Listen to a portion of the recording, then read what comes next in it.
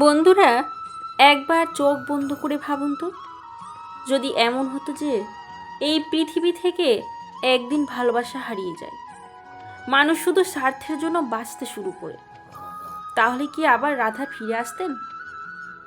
আবার কি শ্রীকৃষ্ণ বাঁশি বাজিয়ে প্রেমের আসল অর্থ মানুষকে শেখাতেন?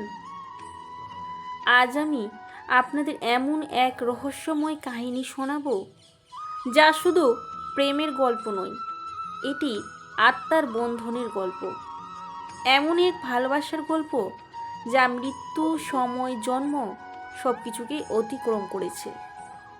যখন গান্ধারীর অভিশাপে দ্বারকা নগরী সমুদ্রের জলে তলিয়ে গেল, শ্রীকৃষ্ণ পৃথিবী ছেড়ে চলে গেলেন, কিন্তু তখনও একজন অপেক্ষা করছিলেন, যিনি শুধু কৃষ্ণকে ভালোবাসতেন না, নিজের শ্বাস, নিজের আত্মা, নিজের পুরো অস্তিত্বই কৃষ্ণের কাছে সমর্পণ করেছিলেন। তিনি ছিলেন রাধারানী। তখন আর তিনি সেই তরুণী রাধা নন। বয়সের ভারে তার শরীর নুইয়ে পড়েছে, মুখে বলিরেখা, চোখে বিরহের ক্লান্তি, কিন্তু হৃদয়ের গভীরে এখনো সেই একই প্রেম, যা শুধু শ্রীকৃষ্ণের জন্য স্পন্দিত হতো। বৃন্দাবনের এক নির্জন কুটিরে তিনি একা থাকতেন। প্রতিদিন ভোরে যমুনার তীরে যেতেন, জল অর্পণ করতেন, তারপর ফিরে এসে সারাদিন অপেক্ষা করতেন। কার অপেক্ষা? শুধু একবার একবার শ্রীকৃষ্ণ এসে তাকে রাধা বলে ডাকবেন। গ্রামের মানুষ তাকে এক সাধ্যী মাতার মতো সম্মান করত। কেউ জানতো না তিনি কে, কিন্তু সবাই জানতো এই বৃদ্ধার হৃদয়ে এমন এক প্রেম আছে যা পৃথিবীতে খুব কম মানুষই অনুভব করতে পারে। একদিন সন্ধ্যাবেলা রাধা তুলসী গাছের নিচে বসেছিলেন। হঠাৎ বাতাস থেমে গেল, চারদিকে এক অদ্ভুত নীরবতা নেমে এলো। রাধা ধীরে চোখ বন্ধ করে বললেন, প্রভু, এবার আমার যাওয়ার সময় এসেছে, কিন্তু আমি তখনই দেহত্যাগ করব যখন আপনি নিজে এসে আমাকে ভালোবেসে রাধা বলে ডাকবেন। এই কথা শুনে গ্রামের মানুষ অবাক হয়ে গেল। তারা ভাবল, দ্বারকার মহারাজ কেন এই বৃদ্ধার কাছে আসবেন? কিন্তু তারা জানতো না, ভালোবাসার ডাকে ভগবানও থেমে যান।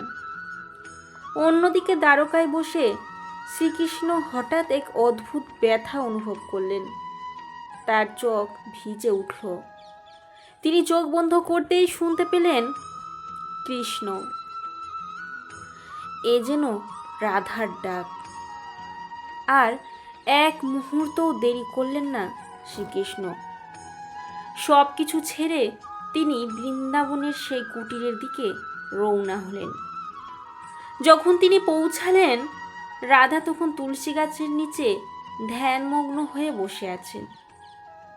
শ্রীকৃষ্ণ ধীরে ধীরে বললেন, রাধা। এই একটি শব্দ শুনেই রাধার চোখ খুলে গেল। তার মুখে এমন এক আলো ফুটে উঠল, যেন বহু বছরের অপেক্ষা শেষ হয়েছে তার। রাধা মৃদু হেসে বললেন, প্রভু, এখন আমার আত্মা শান্তি পাবে। শ্রীকৃষ্ণ তার হাত ধরে রইলেন। ধীরে ধীরে রাধার শ্বাস কমে এলো, আর সেই তুলসী গাছের নিচেই তিনি শেষ নিঃশ্বাস ত্যাগ করলেন। কিন্তু এখানেই শেষ নয়, কারণ মৃত্যুর আগে রাধা এমন এক কথা বলেছিলেন, যা শুনে আজও মানুষের শরীরে কাঁটা দেয়। তিনি বলেছিলেন, যেদিন পৃথিবী থেকে ভালোবাসার আসল অর্থ হারিয়ে যাবে, যেদিন মানুষ স্বার্থে অন্ধ হয়ে যাবে, সেদিন আমি আবার ফিরে আসব। কারণ ভালোবাসা কখনো মরতে পারে না। রাধার মৃত্যুর পর সেই জায়গায় এক অলৌকিক বৃক্ষ জন্ম নেয়। গ্রামের মানুষ তাকে রাধা বৃক্ষ নামে পূজা করতে শুরু করে। অনেক যুগ পরে যখন পৃথিবীতে ভালোবাসা শুধু শব্দ হয়ে গিয়েছিল, তখন বর্ষানার কাছে এক কৃষক পরিবারে জন্ম নেয় এক মেয়ে। তার নাম ললিতা। কিন্তু সে ছিল সাধারণ মেয়ে নয়, কেউ শেখায়নি। তবুও সে বাঁশিতে এমন সুর তুলতে পারত, যা শুনে গাছের পাতা পর্যন্ত কেঁপে উঠত। একদিন যমুনার তীরে এক সাধু তাকে দেখে থমকে দাঁড়ালেন। তিনি কাঁপা গলায় বললেন, রাধা, তুমি আবার ফিরে এসেছো?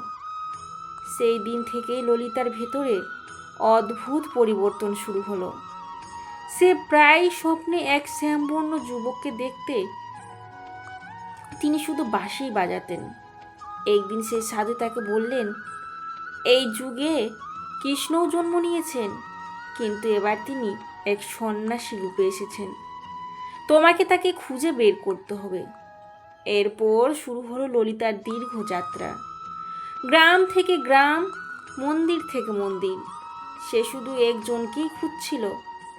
অবশেষে একদিন এক বিশাল ধর্মসভায় তার দেখা হলো অনন্তানন্দ নামের এক সন্ন্যাসীর সঙ্গে। তাদের চোখ একে অপরের সঙ্গে মিলতেই সময় যেন থেমে গেল। অনন্তানন্দ মৃদু হেসে বললেন, রাধা, আমি জানতাম তুমি আসবে। ললিতার চোখে জল চলে এলো। সে বলল, তাহলে এত জন্মের দূরত্ব কেন? অনন্তানন্দ বললেন, কারণ এবার আমাদের প্রেম শুধু আমাদের জন্য নয়, এবার পৃথিবীকে শেখাতে হবে সত্যিকারের ভালোবাসা শরীরের নয়, আত্মার। তারপর তারা দুজনে একসঙ্গে মানুষকে ভালোবাসার আসল অর্থ শেখাতে লাগলেন। তারা বলতেন, যেখানে অহংকার নেই, যেখানে স্বার্থ নেই, সেখানেই সত্যিকারের প্রেম। বন্ধুরা, এই কাহিনী শুধু গল্প নয়, এটি সেই প্রেমের প্রতীক যা কখনো শেষ হয় না। কারণ সত্যিকারের ভালোবাসা মৃত্যুর পরেও বেঁচে থাকে।